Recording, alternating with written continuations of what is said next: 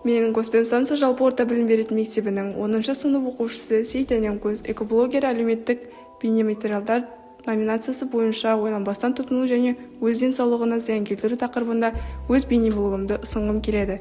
Ал ендеше кеттік.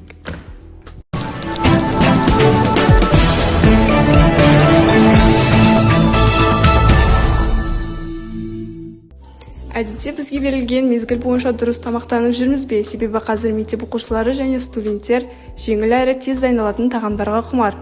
Олардың ішіне фастфуд тағамдары және газдалған сусындар кіреді. Ол біздің ағзамызға және денсаулығымызға зиян келтіреді. Бұл туралы оқушылардың ойларын біліп көрейік. Біз қазір кез келген мектеп оқушысынан дұрыс тамақтану туралы сұрайтын боламыз. Сәлем, сенің есімің кім? Сәлем, мен есімім Кәусар. Нешінші сынып оқисың? 5-ші сынып оқимын. Сен дұрыс тамақтану туралы не білесің? Дұрыс тамақтану дегеніміз күнделікті 4 мезгіл тамақтану. Ол таңғы ас, түскі ас, сәскі ас және кешкі ас. Рахмет. Сенің есімің кім? Айкөркем. Нешінші сынып оқисың? 5-ші класс. Сен дұрыс тамақтану туралы не білесің? Дұрыс тамақтану деген ол күнделікті ет тамақтарын және сүт өнімдерін, балық өнімдерін және күнделікті көкөністерді, жемістерді тұтыну. Рахмет. Біз бұл туралы оқушылардың ойын білдік. Енді нағыз мама несін не айтады екен?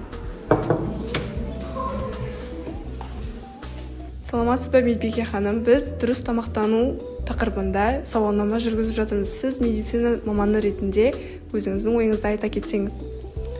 Мен дәрігер ретінде кеңес берем.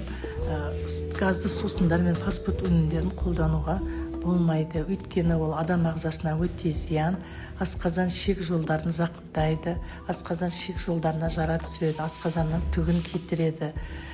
Адамның тәбеті төмендейді, салмағы төмендейді, бас айналады, қан қысымы төмендейді. Сондықтан да дені саудың жаны сау деп дұрыс тамақтануға кеңес беремін. Табиғи өнімдерді қолданған дұрыс. Рахмет.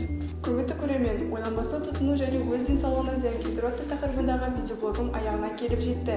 Ал осы орайда мектебіміздің биология пәнінің мұғалімі Мейрамгүл Асылбековнаға сөз берем келеді. Сіз осы тақырып бойынша не ойлайсыз? Пайдалы және сапалы тағамдарды тұтыну әрбір өсіп келе жатқан жеткіншекке өте пайдалы. Дұрыс тамақтану туралы әрбір ата-ана білген дұрыс. Сонымен қатар дұрыс тамақтану арқылы әрбір баланың ойлау қабілеті, есте сақтау қабілеті және де сабақты жақсы оқу қабілеттері дамиды. Рахмет. Өз видеоблогымды аяқтаймын. Назарларыңызға рахмет.